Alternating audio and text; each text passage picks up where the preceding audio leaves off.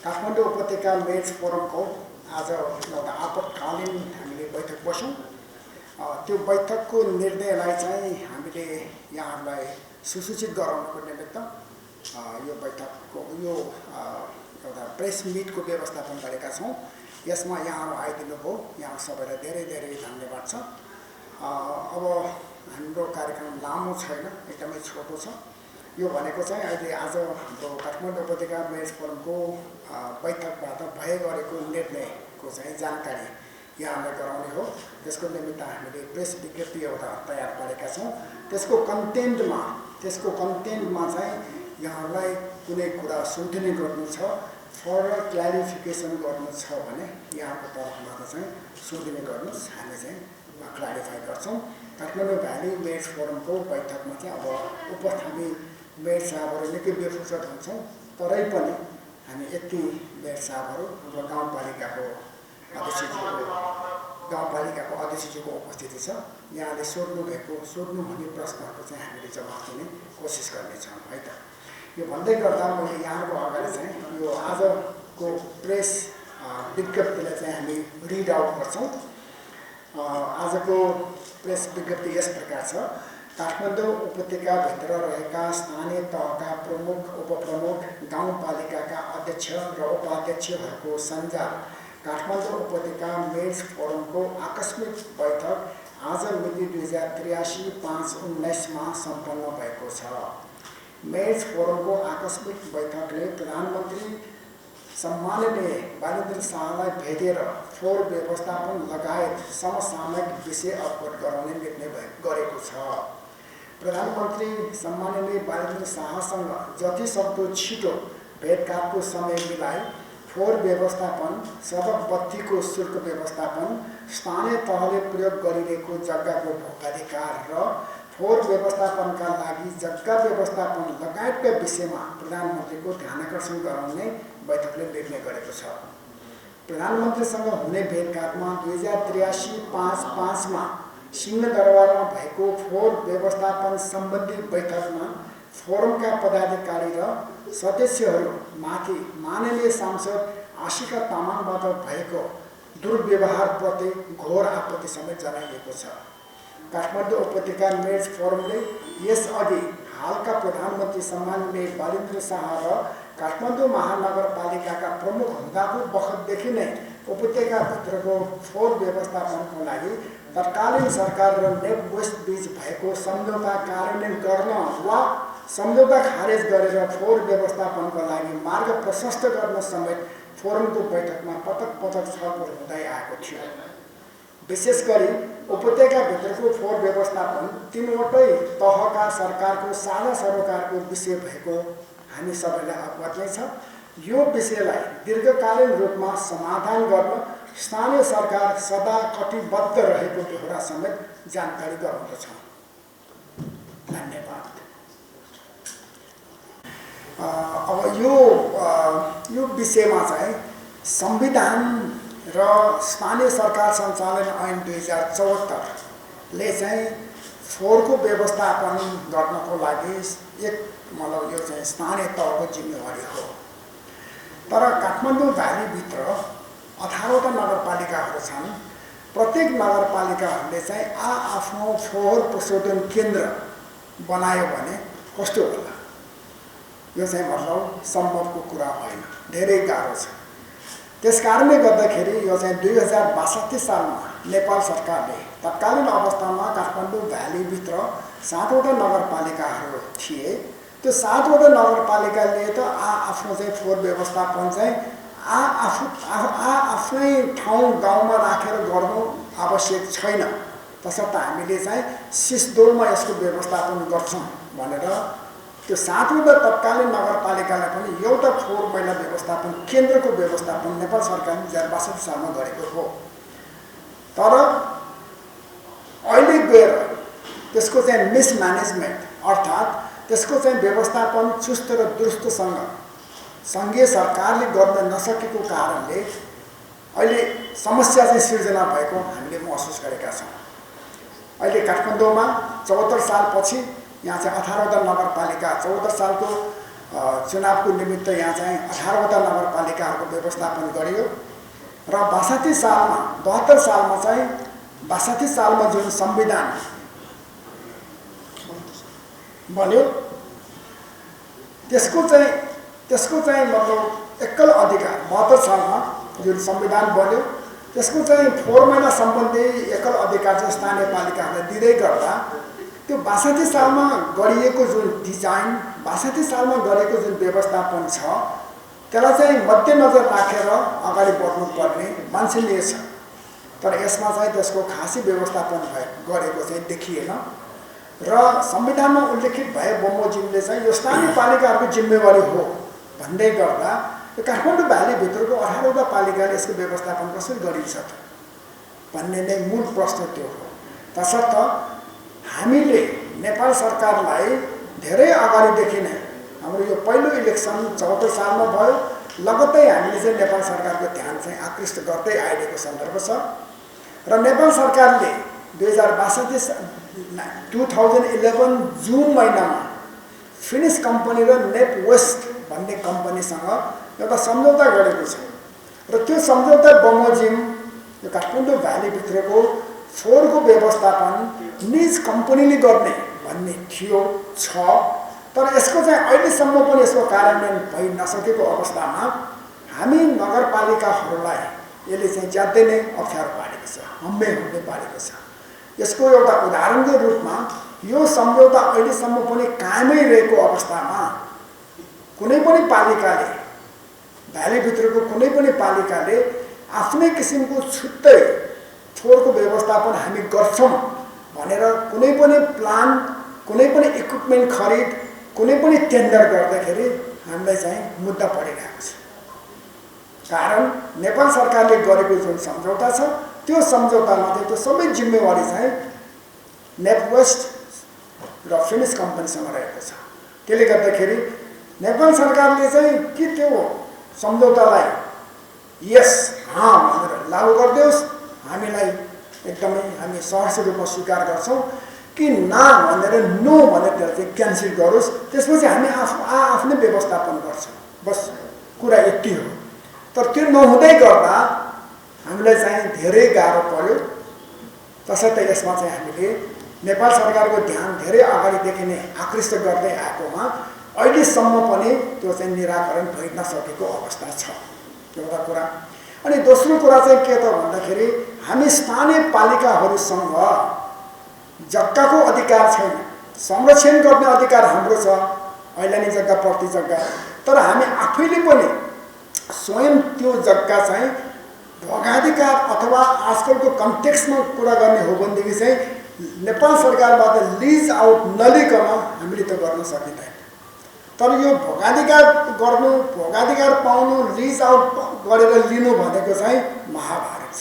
तर पनि हामी प्रायःजसो नगरपालिकाहरूले यसको निमित्त निवेदन पेश गरिसकेका छौँ तर नेपाल सरकारको तर्फबाट यसमा पनि निर्णय भइसकेको छैन। त्यसले गर्दाखेरि पनि हामीलाई चाहिँ ज्यादै गाह्रो साह्रो परिरहेको छ। अब हामी काठमाडौँ भ्यालीभित्रको 18वटा नगरपालिका हामी चाहिँ एकदमै विवश छौँ। हाम्रो फोहोरको कारणले चाहिँ सिस्दोल बन्सेरी डाँडाको चाहिँ स्थानीय व्यक्तिहरूलाई प्रतिकूल असर परिरहेको छ। त्यो हामीले जब जाँच हामीलाई थाहा छ। त्यस कारणले गर्दाखेरि पनि काठमाडौँ महानगरपालिका लगायत हामी स्थानीय पालिकाहरूले चाहिँ त्यस क्षेत्रको जनता जनार्दनलाई चाहिँ त्यसबाट चाहिँ कमभन्दा कम माथि प्रताडित हुन्, कमभन्दा कम मात्रै त्यसबाट चाहिँ असर परुन् भन्नको निमित्त हामीले सहयोगहरू गर्दै आइरहेका छौँ। हालांकि त्यो सहयोग न्यून होला कम होला तर हाम्रो प्रयास चाहिँ जारी छ।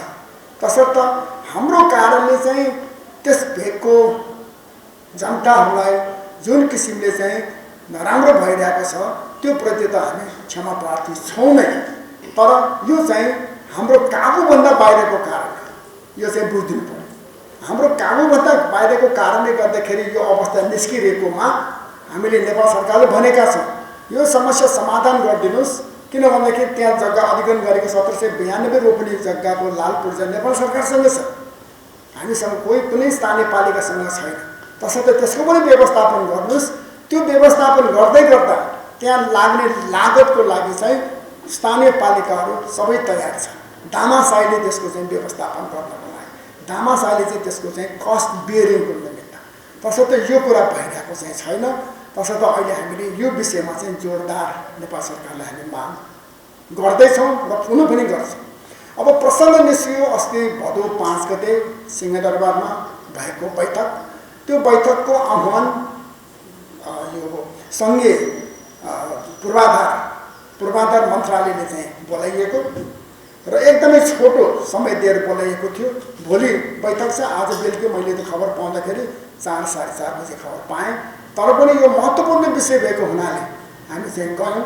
जाँदाखेरि त्यो बैठक सङ्घीय यो उसको पूर्वाधार विकास मन्त्रीको अध्यक्षतामा त्यो बैठक हुनुपर्नेमा उहाँ चाहिँ बिरामी भएको हुनाले त्यो बैठकको अध्यक्षता सूचना तथा सञ्चार मन्त्री माननीय डाक्टर विक्रम तिमिल सिन्हाले गर्नुभयो। तर पनि त्यसमा हामीलाई कुनै आपत्ति छैन। हामी चाहिँ बैठकमा बस्यौँ। ढिला गरी त्यस माननीय आशिका तामाङजीको उपस्थिति भयो। उहाँ त्यो बैठकमा आइसकेपछि त्यहाँ चाहिँ बैठकको माहौल बिग्रिँदै गयो र हामी मेयर साहबहरूमध्ये साह्रै नै नक्कै नहुने 1-2 जना मेयर साहबहरू, एकजना मेयर साहब जानुभयो। त्यसपछि अर्को मेयर साहबले चाहिँ आफ्नो कुरा राखेर तपाईँले गर्ने निर्णयमा मेरो समर्थन छ, मेरो आज यस्तो अर्जेन्ट बैठक छ भनेर उहाँ चाहिँ जब जान खोज्नुभयो त्यसपछि चाहिँ माननीय आशिका तामाङजीले चाहिँ त्यसमा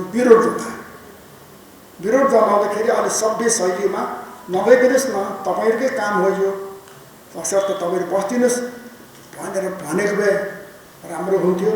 उहाँले चाहिँ आफ्नो चाहिँ एकदमै ताण्डव नृत्य देखाउनु यतिसम्म कि अब त्यो बैठकको अध्यक्षता गर्नुहुने माननीय विक्रम तिमिल सिन्हा उहाँ चाहिँ कर्तव्य विमुख एकदमै उहाँलाई अप्ठ्यारो पर्यो र त्यसपछि हामी पनि सँगै थियौँ।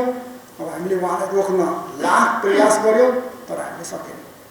उहाँको जुन व्यवहार, जुन उहाँको बोलीचाली त्यो हाम्रो निमित्त पनि ज्यादै नै असह्य थियो। तसर्थ हामीले उहाँलाई चाहिँ जवाब दिने प्रयास गऱ्यौँ। उहाँको चाहिँ सुन्ने धैर्यता थिएन। तर उहाँले आफ्नो कुरा भनिसकेपछि उहाँ चाहिँ एकदमै अब उहाँको चाहिँ यस्तो किसिमको बैठकहरूमा उहाँ चाहिँ त्यस्तै जाने चलन रहेछ उहाँको। त्योभन्दा अगाडि पनि कयौँ पटक अन्य बैठकहरू भने उहाँले बैठक छोडेर जानुभएको रहेछ र त्यही प्रक्रिया उहाँले त्यहाँ पनि दोहोऱ्याउनु भयो। तसर्थ त्यो त्यहाँको उहाँको जुन व्यवहार छ त्यो व्यवहार चाहिँ म चाहिँ काठमाडौँ भ्याली मेयर्स फोरमको अध्यक्षको हैसियतले र अन्य सदस्यहरू मेयर साहबहरू उपमेयर साहबहरूको त्यहाँ चाहिँ राम्रो उपस्थिति थियो। तर उहाँको व्यवहारले गर्दाखेरि चाहिँ हामीलाई निकै नै दुःख लाग्यो एकदमै। त्यस कारणले गर्दाखेरि हामीले त्यो बैठकको अध्यक्षता गर्नुहुने माननीय विक्रम तिमिल सिन्हाज्यूलाई हामीले भन्यौँ तपाईँको बैठकमा यस्तो किसिमको ताण्डव नृत्य हुँदाखेरि तपाईँ मुख दर्शक भएर बस्नुभयो, तपाईँले कन्ट्रोल गर्नुपर्छ। बैठकको अध्यक्षता गर्नेले बैठक कन्ट्रोल गरेन भने त अन्यथा भइहाल्छ। त्यसैले तपाईँले चाहिँ पछि यस्तो बैठक बोलाउँदाखेरि तपाईँले बैठकको अध्यक्षता ग्रहण गर्नुहोस् र बैठकको चाहिँ कन्ट्रोलिङ मेकानिजम चाहिँ प्रयोग गर्नुहोस्। हामी तपाईँलाई सहयोग गर्न हामी तयार छौँ। किनभने तपाईँ पनि नुवाकोटको मानिने हुनुहुन्छ र यो केस, यो समस्या भनेको हाम्रो निमित्त ठुलो तौको दुःखै हो। तसर्थ हामी मिलेर यसलाई चाहिँ समाधान गरौँ भनेर हामीले यो कुरा चाहिँ राख्यौँ र त्यसपछि हामीले चाहिँ यति कुरा व्यक्त गरेर हामीले उहाँलाई प्रत्याभूति दिएर आयौँ कि तपाईँले जहिले बैठक बोलाउनुहुन्छ हामी आउँछौँ, तर हामीलाई अलिकति समयमा चाहिँ जानकारी पाऊँ र त्यो बैठक हुँदाखेरि त्यो बैठक र शिस्त र भलाद्मी टाइपले चाहिँ बैठक चलोस्, बस यति नै कुरा हो। त्यसपछि अहिलेसम्म उहाँले चाहिँ बैठक बोलाउनु भएको छैन। तर आजको हाम्रो काठमाडौँ भ्याली मेयर्स फोरमको बैठकको निर्णय चाहिँ यो कुराको जानकारी पनि सम्माननीय प्रधानमन्त्रीज्यूलाई दिने र सम्माननीय प्रधानमन्त्रीज्यूकै कोर्टमा चाहिँ यो बल छ कि नेपवेस्ट र नेपाल सरकार बिचको यो जुन सम्झौता छ यसलाई हाँ भन्ने कि ना भन्ने, अर्थात् त्यो बल सम्माननीय प्रधानमन्त्रीज्यूको कोर्टमा छ। सम्माननीय प्रधानमन्त्रीज्यूले चाहिँ यसलाई चाहिँ पेनाल्टी सुट आउट गर्नुहोस् भन्ने नै हाम्रो इरादा हो। यो लगायत हाम्रो चाहिँ पहिलादेखि समाधान भइ नसकेको 2-3टा अन्य विषयवस्तुहरू छन् त्यसमा पनि हामी उहाँलाई चाहिँ ध्यान आकर्षण गर्ने तसर्थ अब छिटोभन्दा छिटो हामी चाहिँ सम्माननीय प्रधानमन्त्रीज्यूलाई हामी भेट्न चाहन्छौँ आशा छ उहाँले चाहिँ समय दिनुहुनेछ है त अब यसो छ अब उहाँले चाहिँ अब हामीलाई त्यहाँको व्यवस्थापन कमिटी त्यसको उसको श्रीराम ढुङ्गानाजी हुनुहुन्छ त्यो चाहिँ विरोध स्थानीयहरूको एउटा कमिटी बनाएको छ त्यो कमिटीले चाहिँ 15 दिने हामीलाई चाहिँ थ्रेट अर्थात् सावधानी पत्र दिएको छ 15 दिनपछि हामी फोहोर रोक्छौँ भन्ने कुरा उहाँले दिनुभएको छ र त्यो बैठकको भोलिपल्ट अब माननीय आशिका तामाङजीले नै गरेको भन्नको लागि चाहिँ मसँग प्रमाण छैन किनभने उहाँ चाहिँ त्यसपछि मैदानमा उत्रेको चाहिँ मैले देखेको छैन तर त्यसपछि भोलिपल्ट उहाँले चाहिँ त्यहाँ 1 घण्टा हाम्रो फोहोर लाने ट्रकलाई चाहिँ उहाँले डिटेन गर्नुभयो रोक्नुभयो यो चाहिँ वास्तवमै भन्ने हो भनेदेखि यो जतिको नीच यो जतिको नराम्रो काम यो जतिको अपरिपक्वताको पराकाष्ठा चाहिँ के पनि छैन कुरा भइरहेछ बैठकमा आउनुभयो बैठक छोडेर उहाँले ताप कस्नुभयो त्यसपछि त्यहाँ चाहिँ गएर 1 घण्टा उहाँले चाहिँ जुन अब स्टपेज गर्नुभयो यदि उहाँले गरेको हो भने यो जतिको घटिया काम चाहिँ के पनि छैन तर अहिले पत्रकार महोदयले सोध्नुभए जस्तै वाट नेक्स्ट 15 दिनपछि के गर्नुहुन्छ भन्ने सन्दर्भ छ त्यसमा चाहिँ हामी आजको विषयमा यो मेयर्स फोरमको छलफलमा पनि छलफल भएको छ कि त्यो दिन आउँदैन किन आउँदैन भने यो चाहिँ अहिले आशिका तामाङजी रासोपाकै सांसद हुनुहुन्छ रासोपाकै 2/3 सरकार छ र काठमाडौँमै उहाँहरू पनि सबै केन्द्रीकृत छ उहाँले पनि फोहोर विसर्जन गर्नुहुन्छ भन्दै गर्दा त्यो फोहोर अन्तर्गत काठमाडौँ भ्यालीमा यसको कुनै पनि ठाउँमा यसको व्यवस्थापन छैन त्यो परिमाणको अन्तर्गत लानुपर्ने त्यही नै हो तसर्थ अघि मैले भने जस्तै त्यहाँको जुन मुख्य कुरा छ त्यसलाई समाधान गर्नको निमित्त हामी सबै पालिकाको मेयर साहबहरू हामी सबै पालिकाहरू चाहिँ तयार तयार छौँ तर एउटा वे आउट चाहिँ निकाल्नु पर्यो तसर्थ अघि मैले टर्मिनोलोजी युज गरेँ पेनाल्टी सुटअप चाहिँ सम्मानित प्रधानमन्त्रीले गरिदिनु पर्यो है त